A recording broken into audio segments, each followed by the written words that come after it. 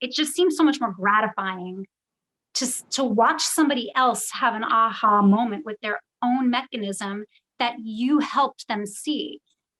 Absolutely. I just got chills Absolutely. just thinking about that. I just got chills. And then also, I got to tell you, whenever I was on stage singing, I would always be so nervous. I'd be clearing my throat all the time, throwing salt over my shoulder, just praying that I wasn't going to have a sinus infection or something. I was always stressed out singing, because singing is hard because your body is your instrument. Yeah. But I can walk on stage, to conduct an opera. It doesn't make me nervous at all. I have awesome. full operas memorized. And wow. And every part, I bet too. Right. And even composing, like I wrote a requiem for the Catholic Church, and we did the world premiere in Jerusalem at the Tomb of Jesus, and we did the European premiere at the Vatican for Pope Francis. I was not nervous. I was not nervous presenting my work, conducting my work, but if I had been singing, I think I would have been nervous.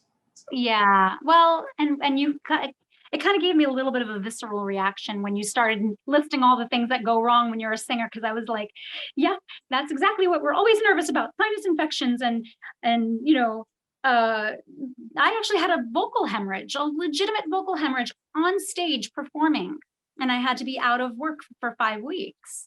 And wow. I just remember, and still, every now and then I'll feel like when I get a little stressed out, I feel a little twinge right there. I'm like, Yeah. And do you have allergies? Yes. I have allergies too, and that was so stressful. Yeah, I have asthma too.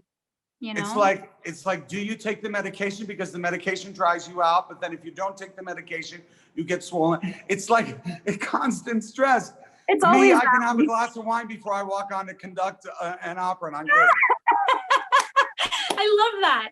Well, I got to be honest with you. All of these little stresses is exactly why I actually decided to kind of go the light opera route and do musical theater and really do my own shows per se.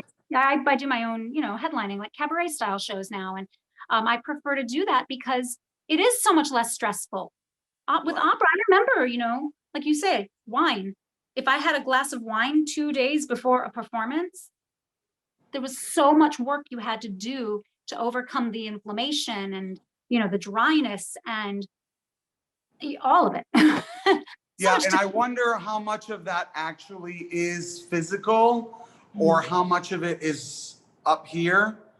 It's probably a combination of both, but yeah, it can be crippling because singing is the most difficult discipline, I believe, of all the instruments, because our instrument is our body, and every day we wake up with a new body, and we have to constantly be learning and changing and adjusting to everything because our body is the instrument. And depending on whether you're outside or if it's dry inside, is it 75 degrees inside with the air conditioning on? Is it 65 degrees or is it 80 degrees?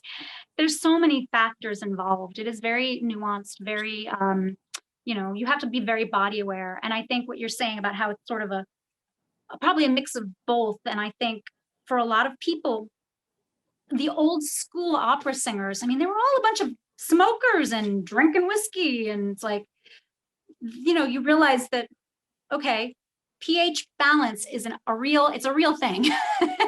And I think whatever your physiology is used to, if you try to change it and do something else with it, like if you stop smoking and stop drinking, you might have like a real physiological reaction to that, physical reaction. Oh yeah, oh absolutely. I've had students that have been smokers actually, and and then they quit, and it was months before they were able to get their voice back just because the whole body was changing. Yeah. So sometimes it's actually like, what do you really do? So you have to know your own body.